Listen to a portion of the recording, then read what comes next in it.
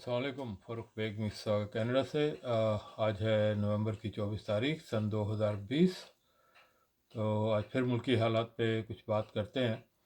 तो उससे पहले मेरी रिक्वेस्ट है सब दोस्तों से कि प्लीज़ मेरा यूट्यूब चैनल है वेकअप कॉल फ़ारूक बेग, उसे सब्सक्राइब करें, और अगर मेरी वीडियो पसंद आए तो उनको लाइक करें, और जिन दोस्तों ने सब्सक्राइब किया है और लाइक किया उनके लिए बहुत शुक्रिया। तो बात शुरू करते हैं पहले कोरोना से। तो जिस तेज़ी से ये पूरी दुनिया में फैल रहा है, मैं अपने पाकिस्तानी दोस्तों से ये ज़रूर अर्ज़ करना चाहूँगा जो कि कुछ एतराज़ कर रहे हैं हुकूमत की पाबंदियों पे। तो ये पाबंदियाँ यहाँ पे कनाडा में भी हैं, और बहुत सख्ती से, ख़ास तौर पे टोरंटो और पील रीजन जहाँ के मैं रहता हूँ, वहाँ पे तो बहुत ज़बरदस्त लॉकडाउन हो गया हुआ है। कोई आपके घर भी नहीं आ सकता, और जो आपके कुछ स्टोर्स खुले हैं, जो बिग बड़ी चेन्स हैं, वो भी सिर्फ 50% कैपेसिटी में लोगों को अलाउ कर सकती हैं।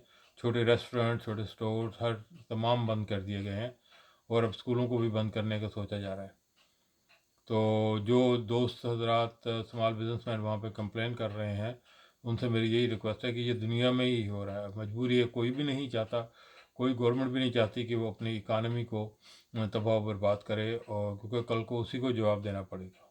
लेकिन मजबूरी है कि ये जो सेकंड लेयर है, सेकंड वेव जो है, ये इतनी शदीद है कि इससे ख़तरात बहुत ज़्यादा बढ़ गए हैं। बदकिस्मती से हमारे लोग जो हैं वो इसको मानने को तैयार नहीं है। गवर्नमेंट ने भी गलतियाँ की, उन्होंने भी जलसे किए, लेकिन एक बात तो मैं उनके हक़ में ये कहूँगा कि कुछ अर्सा पहले यहाँ पर भी पाबंदियाँ नरम कर दी गई थी, जो कि चाहे आप उसको गलती कह लें या जो भी पॉलिसी कह लें, तो उस दौरान हुए थे। लेकिन जैसे ही ये वेव नवंबर में दोबारा आई है, तमाम जो मसरूफियात हैं, तमाम जो प्रोग्राम हैं, वो दोबारा बंद कर दिए गए हैं। तो अब अगर गवर्नमेंट जो कि पाकिस्तानी गवर्नमेंट इसको बंद करना चाह रही है, और उन्होंने अपने जलसे कैंसिल कर दिए हैं, तो अपोजिशन को भी बड़ा दिल दिखाना चाहिए और अपने जलसों को बंद करना चाहिए। लेकिन बदकिस्मती ये है कि जहाँ जहाँ पे इनकी गवर्नमेंट है, वहाँ पे तो ये लॉकडाउन की बात कर रहे हैं। आज़ाद कश्मीर में मुस्लिम लीग नून की गवर्नमेंट है, तो वहाँ मुकम्मल लॉकडाउन है। सिंध में ये लॉकडाउन की बात कर रहे हैं, स्कूलों को बंद करने की बात कर रहे हैं। लेकिन पंजाब, केपी और बलूचिस्तान, जहाँ पे इनकी गवर्नमेंट नहीं है, वहाँ पे ये जलसे करना चाह रहे हैं ताकि कोरोना फैले और फिर ये बाद में हुकूमत पे उंगलियां उठा सकें। यही वो लोग हैं जो कल तक हाथ जोड़ जोड़ के फेडरल गवर्नमेंट से अपील कर रहे थे कि जलसे ना करें, आई मीन लॉकडाउन करें।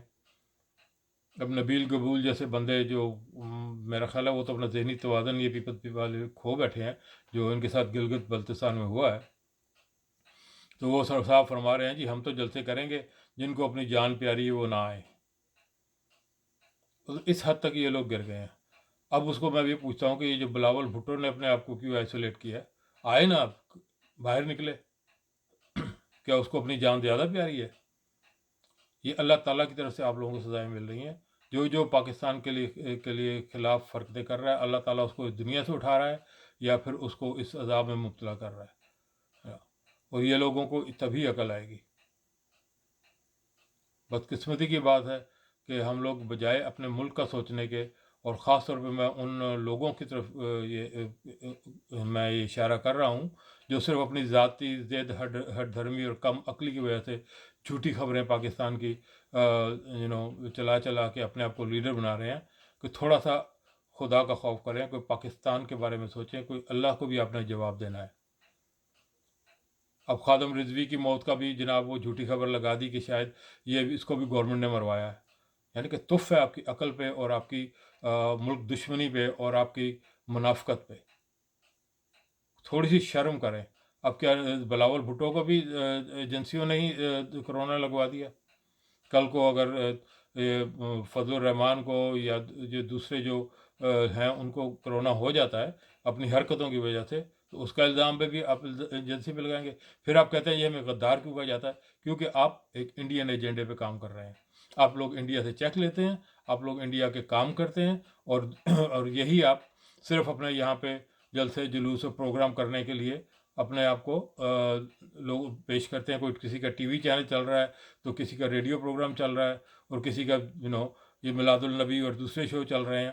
انہوں نے صرف چیک اکٹھے کرنے ہوتے ہیں تو وہ اب ہر طرح سے ملک کو بدنام کریں گے. جیسے کہ ہمارے چیف آرمی اور ISI کی انہوں نے وہ ایک رپورٹ پیش کر دی ہے جس پہ انہوں نے بتا دیا کہ کتنے ارب انڈیا خرچ کر رہا ہے اور کس طرح کن کن کو لوگوں کو دیا جا رہا ہے. تقریباً 64 کے قریب کیمپ ہیں افغانستان میں، 22 کے قریب ہیں انڈیا میں، جن میں سے 4 انہوں نے نام لے کے بتا دی کہ کون کون سے کیمپ میں کس کس بندے کو ٹریننگ دی جا رہی ہے. اور ہمیں یہ کہا دیا جاتا ہے ہمارے معصوم لوگ غائب ہو رہے ہیں. آپ کے سارے معصوم لوگ ان کیمپوں میں بیٹھے ہوئے ہیں اور پاکستان کی دشمنی میں وہ آگے بڑھ رہے ہیں. تو مجھے یہ کہنے میں کوئی شرم نہیں ہے، کوئی ڈر نہیں ہے، کوئی خوف نہیں ہے کہ آپ لوگ غدار ہیں، آپ لوگ منافق ہیں جو انڈین ایجنڈے کو آگے بڑھا رہے ہیں. اس میں چاہے آپ آرمی چیف کو گالیاں نکالیں، چاہے ISI کو گالیاں نکالیں.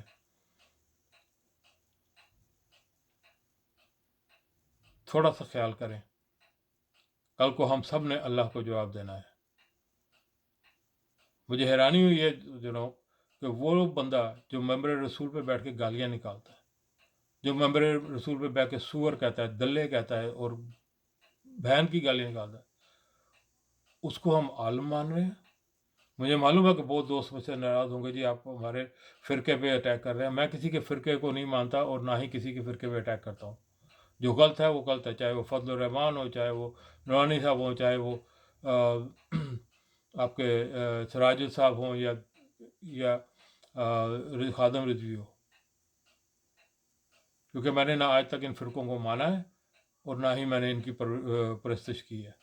میرے لیے جو بندہ صحیح ہے، چاہے وہ اہل حدیث ہو، چاہے وہ سنی ہو، چاہے وہ وہابی ہو، میں اس کی بات کو صحیح کہوں گا. جو غلط ہے اس کو میں غلط کہوں گا. افسوس کا مقام ہے ہم نے کن کو اپنے لیڈر بنا لیا ہے اور کن کے پیچھے ہم چل رہے ہیں، صرف کیونکہ چند وہ کہانیاں سنا کے ہمیں اپنے آپ کو عاشق رسول بتا رہے ہیں. وہ کہ عاشق رسول کو یہ نظر نہیں آ رہا جو پاکستان میں ہو رہا تھا. بچیاں 2-2 سال کی، 4-4 سال کی ریپ کی جا رہی تھی. اس وقت ان کا عشق کہاں تھا؟ جیسے کہ میں نے پہلے کہا کہ یہ ریپ اور یہ چائلڈ مولسٹنگ ان کے اپنے مدرسوں میں ہوتی ہے اور یہ تمام گروپوں کے. کچھ لوگ یہاں بڑے خوش ہوتے ہیں جی کہ ہمارا کیونکہ مولویوں اور مسلمانوں سے تعلق نہیں ہے تو ہم شاید اس گناہ میں شامل نہیں ہیں. وہ سب سے بڑے گناہ گار ہیں. ان کے جو مذہبی ادارے ہیں وہاں پہ سب سے زیادہ چائلڈ مولسٹنگ ہوتی ہے. میرا اشارہ آپ سمجھ گئے ہوں گے. اور افسوس کا مقام یہ ہے کہ آج جو عمران خان صاحب اور PTI گورنمنٹ ایک قانون پاس کروانا چاہ رہی تھی جس میں چائلڈ مولسٹرز کو نامرد بنانے کی یا پھانسی کی سزا دینے کی بات کی گئی تھی یا سخت سزائیں دینے کی بات کی تھی، پوری اپوزیشن نے اس کا بائیکاٹ کیا.